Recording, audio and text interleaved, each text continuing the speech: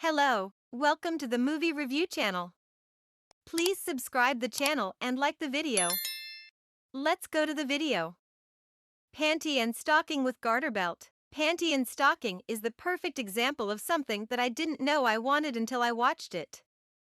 Watching a pair of foul-mouthed sisters, one an oversexed blonde and the other a sugar addict goth, use garments as weapons to defeat an array of perverse ghosts may sound like something a kid comes up with for a laugh. But behold, because this series is not suitable for children.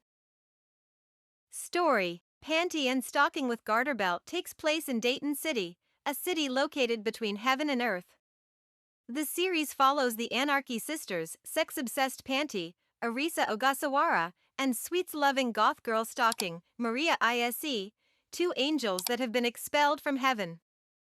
Under the guidance of the perverted Reverend Garterbelt, Koji Ishii, they fight and destroy ghosts that are harassing Dayton City to earn heaven coins with the goal of one day earning enough to buy their way back to heaven.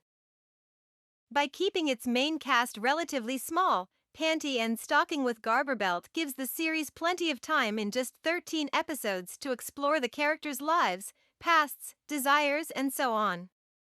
We find out why Garterbelt is stuck with his job, why Scanty and knee socks are around, even the typically disposable Chuck gets his own series of mini-episodes. The story itself is really just a premise to allow for copious amounts of humor and parody.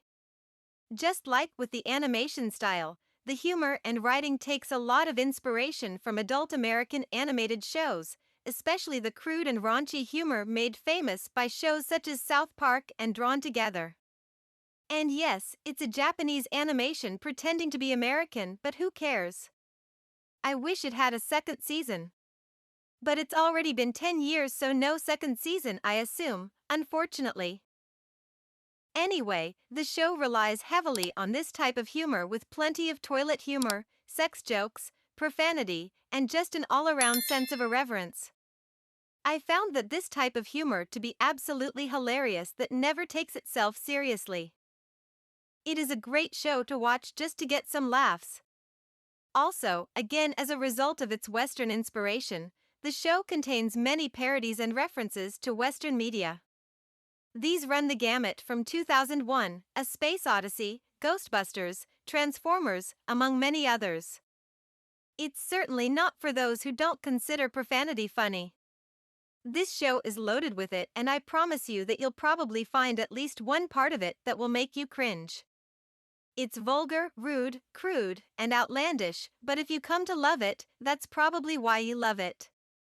It dares to be as naughty as it can be, and really, that's kind of impressive considering how hit and miss that can be with audiences in this day and age. It has loads of references to pop culture, games, movies, you name it. It loves to make fun of American culture in general, though. That much is blatantly obvious. I find that funny, though. I won't give out all of the references they make, since that'd ruin the surprise, but some are really obvious and others are barely noticed. Makes it interesting to watch it again and see what you missed. Animation and soundtracks. On a brighter note, Panty and Stocking with Garterbelt is quite a glossy show.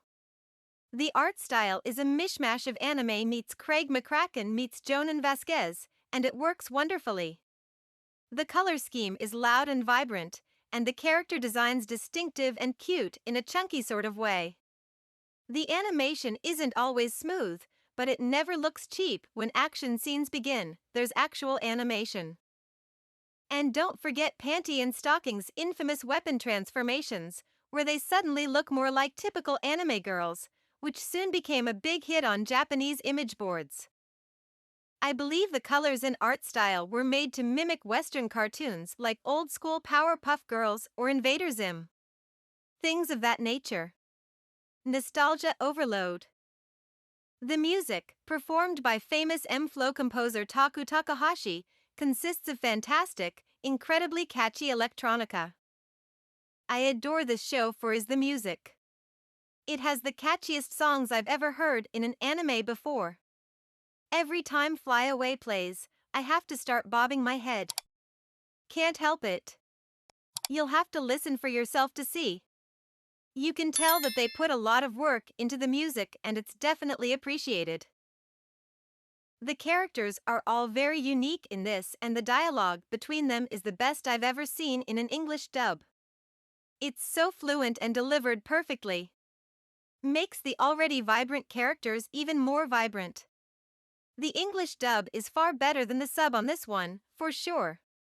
Both are good, but trust me when I say that you have to hear the dub to understand why so many love this show.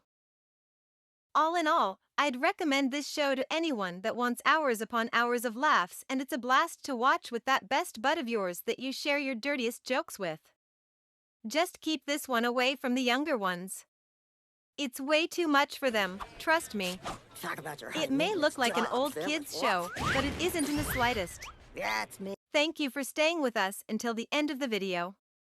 Please write your opinion in the comments section and like the video and subscribe to the channel.